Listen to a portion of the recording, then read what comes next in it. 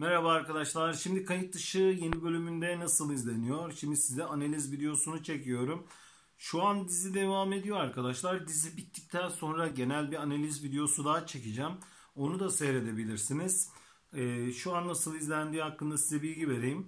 Arkadaşlar şöyle söyleyeyim. Kayıt dışı son bölümünden daha iyi başladı bende. Son bölümünde çektiği seyirci kitlesinin üzerine yeni seyirci kitlesi de koyuyor.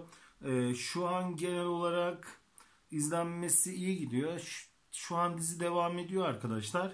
Dizi bittikten sonra bir genel analiz videosu daha çekeceğim. Onu da seyredebilirsiniz. Genel olarak nasıl izlendiği hakkında.